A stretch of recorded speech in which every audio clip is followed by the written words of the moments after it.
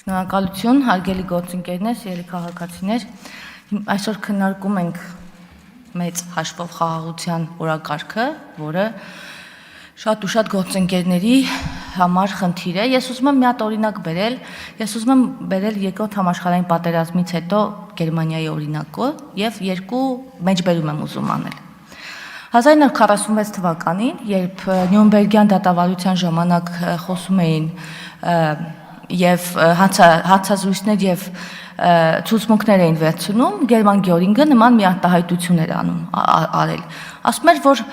պատերազմի ժամանակ, պատերազմ ուզելու համար պետք է միայն ասել, որ քեզ վրա հարձակվում են եւ միաժամանակ խաղաղության կողմնակիցներին հայրենասիրության պակասի մեջ մեղադրել։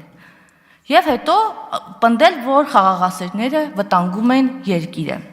Հիմա ինչ է տեղի ունենում Հայաստանում։ Նույն բանը մեր անդիմադիրները անընդհատ մեզ մեղադրում են, որ մենք հայրենասեր չենք, մենք հայրենասիրության պակաս ունենք եւ մեր երկիրը վտանգում ենք։ Եվ ինչ էր ասում Գերմանիայի վերածնունդը ապահոված նրանց նախագահ Ադենաուերը։ Ինքն ասում էր, մենք ճանապարհ դեպի լավ ապագա կարող ենք գտնել միայն այն ժամանակ, երբ հաղթահարենք անցյալը։ Հիմա մեր գործընկերները մնացել են անցյալի ճիրաններում, որևէ կերպ չեն ուզում հաղթահարել անցյալը եւ այնտեղ իրենց շատ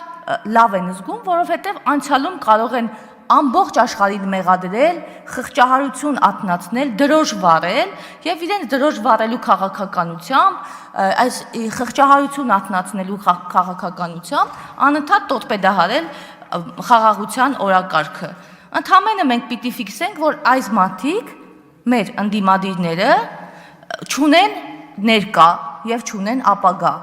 Շարունակում են ապրել անցյալում, իսկ մեր օրակարգը այսօր եւ հիմա խաղաղության օրակարգն է, ավարտնում եմ, որը նրանց հաճո չէ, որը նրանց գործունեությանը խանգարում է եւ որը ընդհանրապես նրանց գոյությանը խանգարում է։ Շնորհակալություն։